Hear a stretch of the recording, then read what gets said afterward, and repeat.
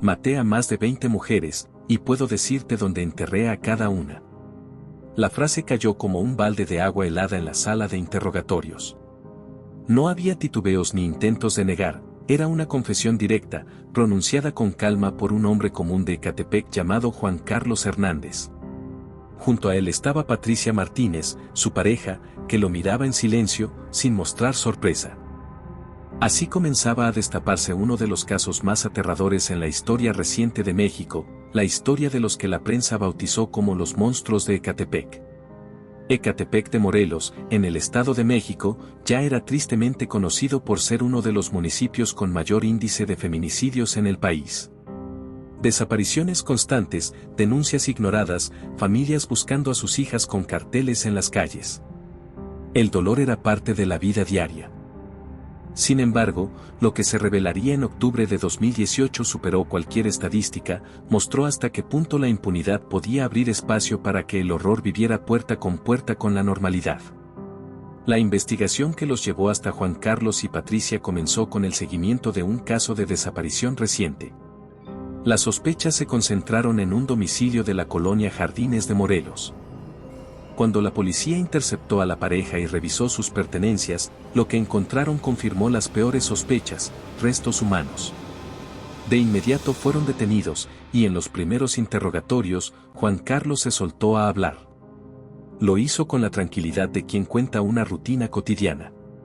No se trataba de un crimen aislado, sino de una cadena interminable. El operativo policial se trasladó entonces a su casa.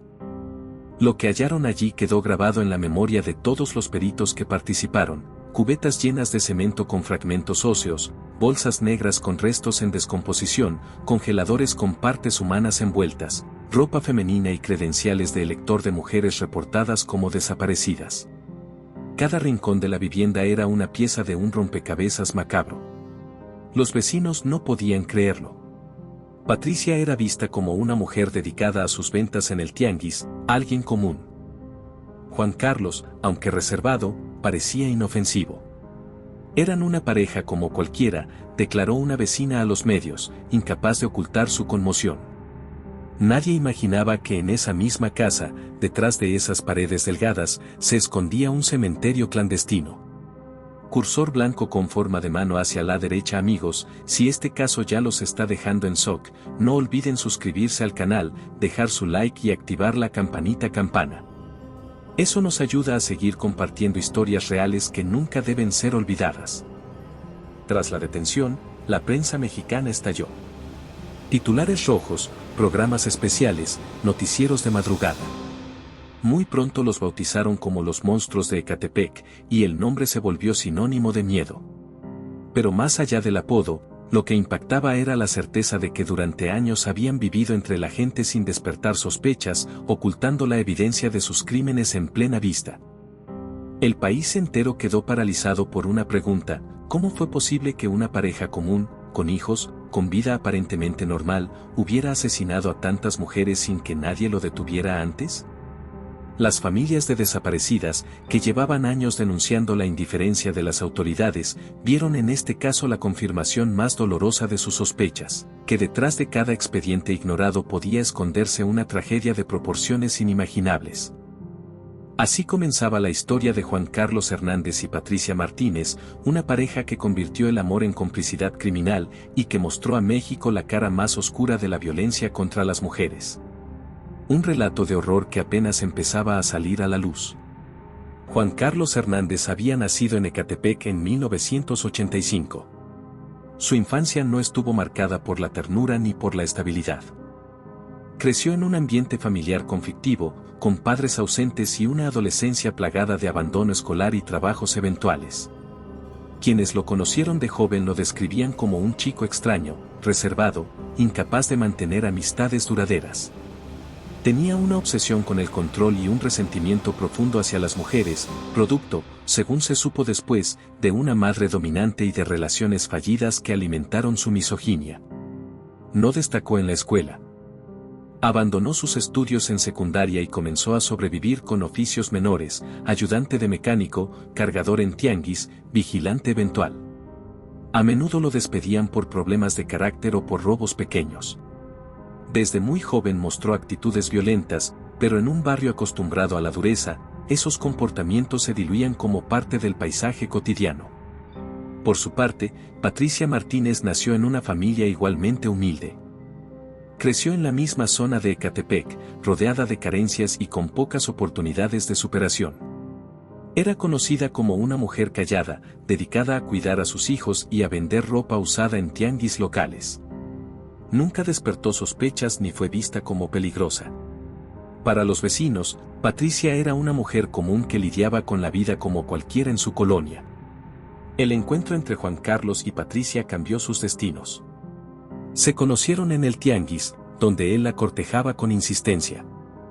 Con el tiempo, Patricia dejó a su pareja anterior y comenzó una relación con Juan Carlos. Juntos formaron un hogar que pronto se transformó en un núcleo oscuro. Lo que en apariencia era una familia común, con hijos y una vida normal, escondía una dinámica siniestra.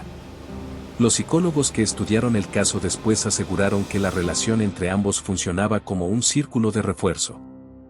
Juan Carlos ejercía un dominio absoluto sobre Patricia, y ella, lejos de oponerse, terminó convirtiéndose en cómplice.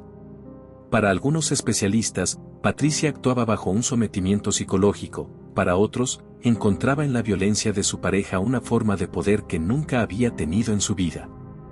La realidad es que juntos construyeron una complicidad criminal difícil de imaginar.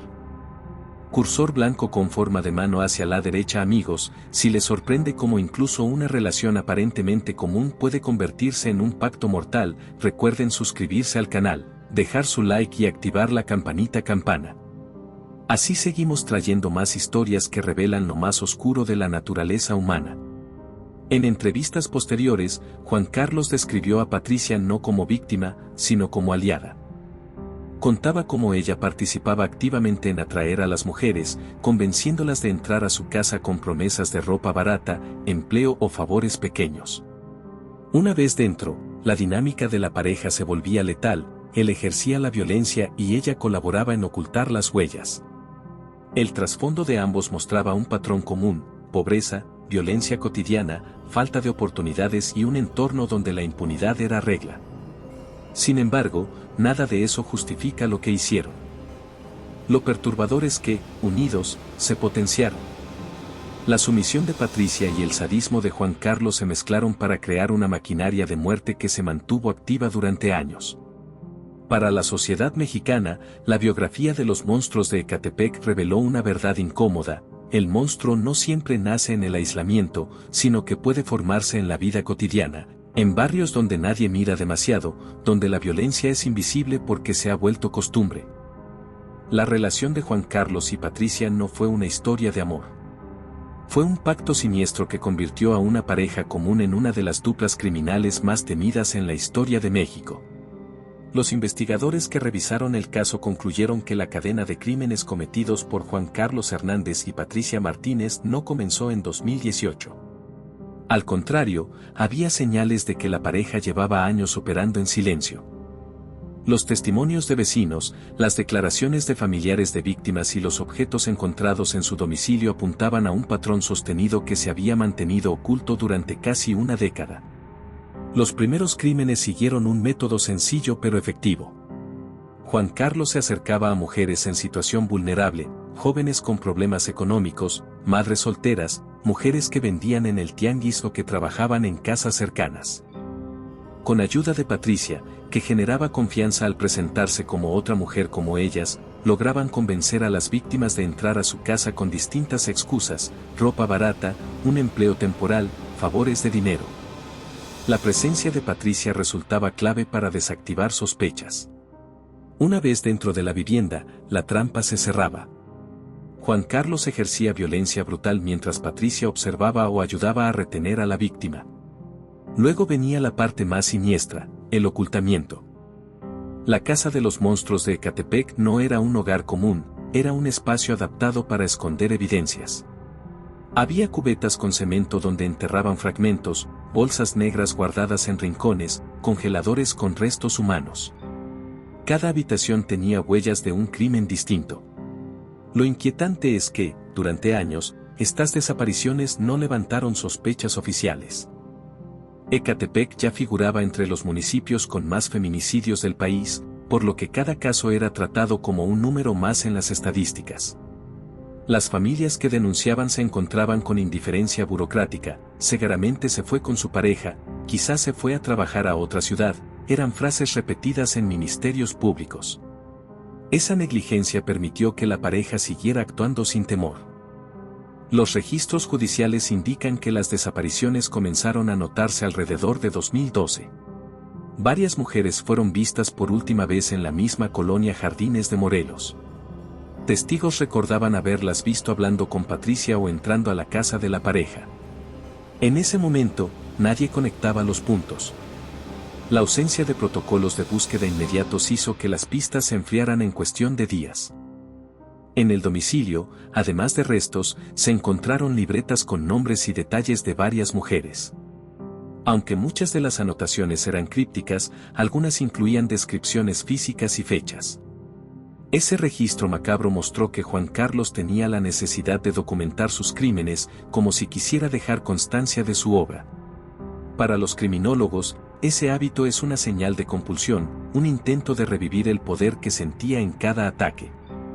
Los vecinos, años después, recordaron pequeños detalles que parecían insignificantes en ese momento, bolsas negras arrastradas de madrugada, olores desagradables que salían de la vivienda, humo denso en noches de domingo. Algunos pensaban que era basura quemada, otros preferían no preguntar. La costumbre y el miedo a involucrarse hicieron que nadie levantara la voz. Las familias de las víctimas, en cambio, sí sospechaban. Muchas madres recorrieron la colonia preguntando por sus hijas. En más de una ocasión mencionaron a las autoridades que las habían visto con Patricia o cerca de la casa de Juan Carlos. Pero esas denuncias no prosperaron. Los expedientes quedaron archivados y el patrón pasó inadvertido. Con el tiempo, la pareja se volvió más confiada. Ya no se limitaban a atraer mujeres del barrio inmediato, sino que buscaban en mercados y tianguis más lejanos. Patricia ofrecía ropa a buen precio, invitaba a las mujeres a ver más modelos en su casa, y Juan Carlos se encargaba del resto. Cada crimen aumentaba su sensación de impunidad. Así transcurrieron los primeros años de violencia sistemática, bajo un disfraz de normalidad, con una casa convertida en fosa clandestina y en un municipio donde las desapariciones eran tantas que una más no generaba alarma. La rutina de la muerte se instaló en su vida diaria, invisible para todos, pero escrita en cada objeto guardado y en cada resto enterrado bajo su propio techo. Con los años, la frecuencia de los crímenes cometidos por Juan Carlos Hernández y Patricia Martínez aumentó de manera alarmante. Lo que en un inicio parecían ataques aislados se convirtió en una rutina escalofriante. Entre 2012 y 2018, las desapariciones en la zona de Jardines de Morelos y colonias cercanas se multiplicaron, y aunque las familias clamaban justicia, las autoridades seguían atrapadas en la inercia burocrática. La pareja se volvió más audaz. Juan Carlos había encontrado en Patricia a la cómplice perfecta, ella atraía a las víctimas con la promesa de venderles ropa a bajo costo, invitándolas a su casa para mostrarles más modelos. En otras ocasiones, ofrecía ayuda económica o mencionaba contactos para trabajos domésticos. Patricia era la cara amable del engaño, la pieza que generaba confianza. Juan Carlos, en cambio, representaba el poder de la violencia, el encargado de someter y eliminar. El crecimiento del número de víctimas quedó plasmado en los hallazgos posteriores. La fiscalía informó que en la vivienda se encontraron más de 20 identificaciones, además de ropa, calzado y objetos personales de mujeres reportadas como desaparecidas. Cada prenda era un testimonio de la magnitud del horror. Las libretas de Juan Carlos contenían notas con nombres, edades y observaciones frías que parecían inventario de mercancía. Los peritos describieron cómo la pareja había desarrollado métodos para deshacerse de los restos, cubetas con cemento, bolsas ocultas bajo el piso, congeladores adaptados. Algunos fragmentos se hallaron en condiciones que sugerían intentos de incineración. Otros estaban mezclados con desechos domésticos, como si quisieran banalizar la muerte y hacerla parte de su rutina. Lo más aterrador era la normalidad con que convivían con el crimen. Durante el día, Patricia atendía a sus hijos y seguía vendiendo ropa en el tianguis. Juan Carlos realizaba oficios menores o simplemente permanecía en casa. Por la noche, planeaban cómo atraer a la siguiente víctima. Para los vecinos, eran una pareja peculiar pero no peligrosa. Esa fachada los protegió durante años. A medida que sumaban más crímenes, también aumentaba su sensación de impunidad. Juan Carlos comenzó a hablar con cinismo sobre sus actos en círculos reducidos. Algunos testigos relataron que lo escucharon hacer comentarios misóginos, en los que admitía que odiaba a las mujeres y que no sentía compasión por ellas. Nadie imaginó que esas palabras eran confesiones veladas de una violencia real. La escalada se reflejaba también en la logística de los crímenes. Ya no se limitaban a invitar a mujeres jóvenes, ampliaron su espectro de víctimas a madres de familia, adolescentes e incluso mujeres conocidas en la comunidad. Patricia jugaba un papel crucial, era ella quien abordaba a las mujeres con naturalidad, rompiendo la barrera de la desconfianza. De esa forma, la pareja perfeccionó su mecanismo de atracción y sometimiento. El número real de víctimas nunca se sabrá con certeza.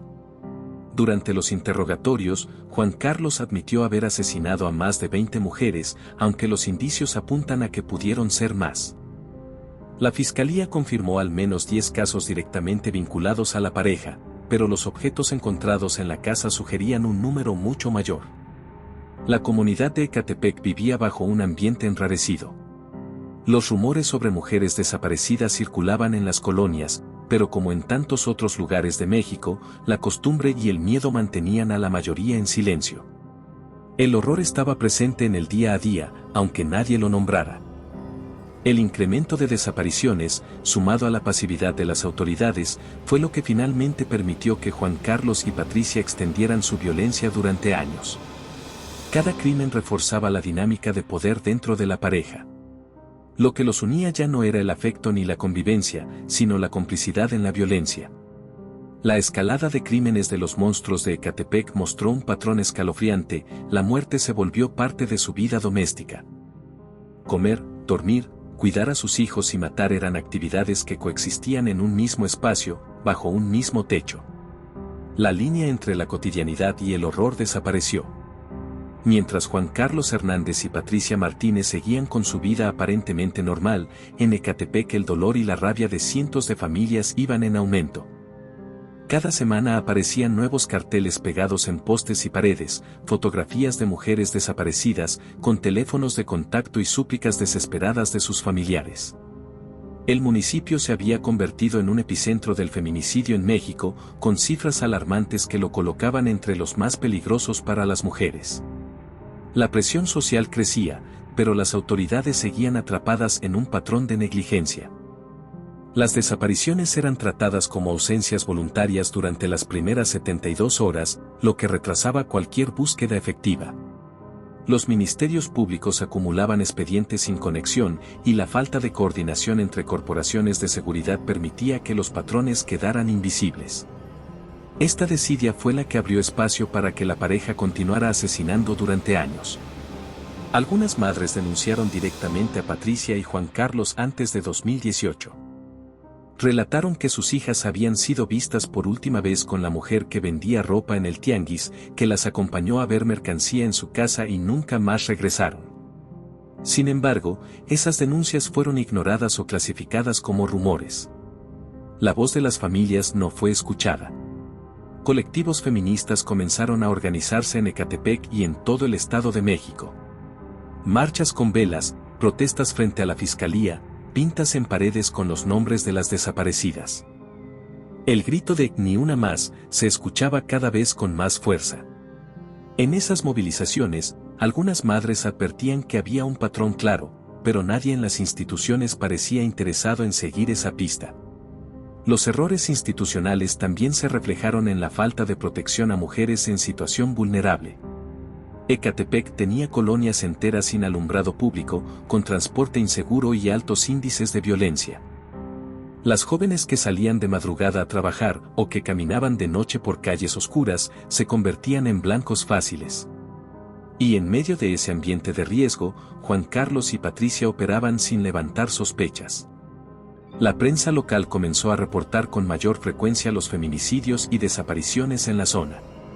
Reporteros independientes documentaban testimonios de familias que habían buscado a sus hijas en hospitales, separos y morgues sin obtener respuesta.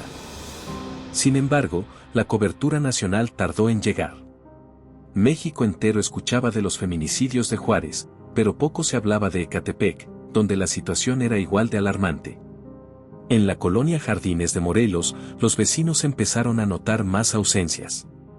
Aquí una muchacha ya no volvió, allá otra señora tampoco, comentaban en voz baja. Algunos recordaban haber visto a Patricia caminar con jóvenes hacia su casa. Otros habían percibido olores nauseabundos provenientes de la vivienda, pero preferían no involucrarse. El miedo a represalias y la desconfianza hacia la policía pesaban más que las sospechas. Lo más irónico es que la caída de los monstruos de Ecatepec no se debió a una investigación exhaustiva, sino a un seguimiento directo de familiares. Fueron los parientes de una de las víctimas recientes quienes presionaron a la policía para que actuara. El cerco se fue cerrando gracias a esa insistencia.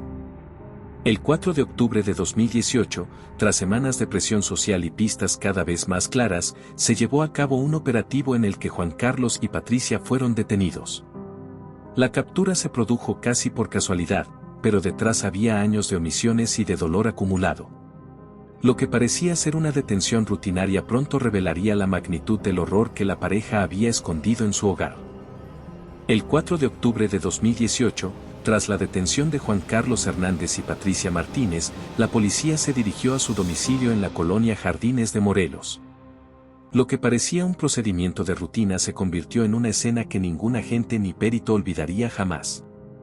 La vivienda, de fachada sencilla y descuidada, no revelaba nada desde el exterior. Era una casa más en un barrio donde las carencias eran parte de la normalidad. Pero al cruzar la puerta, los olores nauseabundos y el ambiente enrarecido alertaron de inmediato a los investigadores. El aire estaba impregnado de un hedor metálico que parecía imposible de soportar. En los primeros cuartos revisados encontraron bolsas negras con fragmentos humanos. Algunas estaban ocultas en rincones, otras bajo muebles. Los peritos comenzaron a sacar cubetas llenas de cemento que, al ser revisadas, contenían restos óseos. El hallazgo fue tan macabro que los agentes interrumpieron varias veces el cateo para recomponerse. El recorrido reveló aún más horrores: congeladores con partes humanas envueltas en bolsas, ropa femenina cuidadosamente guardada, credenciales de elector, cosméticos y objetos personales de decenas de mujeres. Cada prenda era una voz silenciada, cada identificación un nombre arrancado de la vida cotidiana. En una de las habitaciones, los peritos hallaron libretas donde Juan Carlos llevaba un registro macabro: nombres, edades, descripciones físicas y fechas. Esas anotaciones, escritas con una frialdad escalofriante, confirmaban lo que él mismo había confesado en los interrogatorios, que había asesinado a más de 20 mujeres. Los vecinos comenzaron a aglomerarse afuera de la casa, observando con incredulidad cómo los agentes sacaban bolsas y cajas del domicilio. Algunos lloraban, otros murmuraban que habían sospechado de los olores y de los movimientos extraños, pero que nunca imaginaron la magnitud del horror. Pensábamos que era basura o animales muertos, dijo una vecina, al borde del llanto. El cateo se extendió durante horas y luego durante días.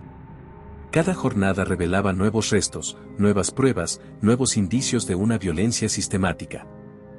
La Fiscalía del Estado de México informó que se habían encontrado más de 10 identificaciones de mujeres reportadas como desaparecidas, además de fragmentos óseos suficientes para confirmar múltiples homicidios. La casa se convirtió en símbolo del horror. Los medios la bautizaron como la Casa del Terror de Ecatepec. Pronto, imágenes de la vivienda acordonada aparecieron en noticieros de todo el país y del extranjero. Reporteros narraban en vivo cómo la policía seguía sacando restos, mientras colectivos feministas exigían justicia a las puertas del inmueble. El hallazgo desató indignación nacional. En un país ya golpeado por la violencia de género, el caso de los monstruos de Ecatepec mostró con crudeza cómo la impunidad había permitido que una pareja común con hijos convirtiera su hogar en un cementerio clandestino. La pregunta se repetía en todas partes: ¿cómo fue posible que durante tantos años nadie los descubriera? El impacto del descubrimiento fue tan grande que la fiscalía tuvo que reforzar la seguridad alrededor de la vivienda para evitar ataques de vecinos furiosos. Hubo intentos de incendiar la casa y protestas que exigían demolerla. La rabia colectiva era proporcional al horror que habían escondido esas paredes. Lo más aterrador era la frialdad de Juan Carlos. Mientras los peritos sacaban restos, él seguía hablando en los interrogatorios con calma, describiendo cómo atrajo a las mujeres, cómo las sometía y cómo Patricia lo ayudaba a ocultar las evidencias. Nunca mostró arrepentimiento ni vergüenza. Para él, contar lo que había hecho era casi una forma de regodearse en su violencia. La Casa del Horror de los Monstruos de Ecatepec se convirtió en una herida abierta para México. Una prueba tangible de que la impunidad no solo mata, sino que permite que los monstruos vivan entre nosotros, ocultos detrás de fachadas comunes, hasta que la verdad finalmente se abre paso a la luz. Tras el hallazgo de los restos humanos en la casa de la colonia Jardines de Morelos, el caso de Juan Carlos Hernández y Patricia Martínez se convirtió en prioridad nacional. La Fiscalía del Estado de México reunió un expediente abrumador, decenas de objetos personales de mujeres desaparecidas, credenciales de elector, fragmentos óseos, libretas con anotaciones y, sobre todo, las confesiones detalladas de Juan Carlos. En 2019 comenzó el proceso judicial. Desde las primeras audiencias, la sala se llenaba de familiares de desaparecidas, colectivos feministas y periodistas. Las imágenes de Juan Carlos, con el rostro inexpresivo, y Patricia, con la mirada baja, se transmitían en todos los noticieros. La indignación crecía a cada audiencia. Juan Carlos no mostró arrepentimiento. Declaró con frialdad que había asesinado a más de 20 mujeres y describió su odio hacia ellas. Aseguró que desde su juventud había desarrollado un profundo resentimiento hacia el género femenino y que matarlo hacía sentir poderoso. Patricia, en cambio, intentó justificarse, dijo haber actuado por miedo, sometida por él. Sin embargo, las pruebas mostraban que participaba activamente, ayudando a atraer a las víctimas y a ocultar los restos. La fiscalía presentó evidencia irrefutable, prendas de vestir reconocidas por familiares, restos de ADN que coincidían con mujeres reportadas como desaparecidas, testimonios de testigos que vieron a las víctimas entrar en la casa y nunca salir. Las libretas de Juan Carlos, con nombres y descripciones, fueron clave para demostrar la sistematicidad de los crímenes. En 2020, Juan Carlos Hernández fue condenado a cadena perpetua por feminicidio múltiple. Posteriormente se le acumularon más sentencias hasta superar los 700 años de prisión, una cifra simbólica que aseguraba que jamás recuperaría la libertad. Patricia Martínez también fue condenada a cadena perpetua por su participación directa en los asesinatos. La pareja, que alguna vez se presentó como familia común, terminó tras las rejas como dos de los criminales más odiados de México. Para las familias de las víctimas, la condena fue un alivio parcial. Muchas seguían sin poder recuperar los restos completos de sus hijas. La fragmentación de los huesos y la dificultad de identificación dejaban abiertas heridas imposibles de cerrar. Varias madres declararon que la verdadera justicia sería que sus hijas estuvieran vivas. La sentencia no borraba años de dolor ni de indiferencia institucional. El caso de los monstruos de Ecatepec dejó consecuencias profundas. A nivel social, puso en evidencia la magnitud del feminicidio en México. No se trataba de un hecho aislado, sino de un síntoma de un problema estructural, la impunidad. Durante años, las desapariciones fueron tratadas como números, no como vidas. Juan Carlos y Patricia pudieron actuar con libertad porque las denuncias de las familias fueron ignoradas una y otra vez. Los colectivos feministas utilizaron el caso como bandera en marchas y protestas. Ecatepec es un cementerio, gritaban en pancartas durante el 8 de marzo. La exigencia de justicia se volvió más fuerte y más organizada. El nombre de los monstruos de Ecatepec se convirtió en símbolo del horror, pero también en catalizador de un movimiento que exigía cambios urgentes. A nivel internacional, medios como la BBC, CNN y El País publicaron reportajes sobre el caso. México fue señalado como uno de los países más peligrosos para las mujeres. El gobierno enfrentó críticas por la falta de protocolos efectivos de búsqueda y por la impunidad que había permitido que la pareja operara durante tantos años. En la colonia Jardines de Morelos, la casa de los monstruos de Ecatepec quedó acordonada y vacía. Algunos vecinos pedían su demolición, incapaces de vivir con la presencia de aquel lugar marcado por el horror. Para muchos, era un recordatorio insoportable de que habían convivido durante años con una pareja de asesinos seriales sin sospecharlo. La historia de Juan Carlos Hernández y Patricia Martínez mostró al mundo que los monstruos no siempre viven en las sombras lejanas, sino que pueden compartir calle, tianguis y vida cotidiana con cualquiera. Su condena fue un triunfo judicial, pero también un espejo que reflejó la indiferencia y la violencia estructural que persisten en la sociedad mexicana. Gracias por acompañarnos en esta investigación. Si quieres más documentales sobre crímenes reales, no olvides suscribirte al canal, dejar tu like y activar la campanita campana. Tu apoyo nos ayuda a seguir contando historias que no deben caer en el olvido.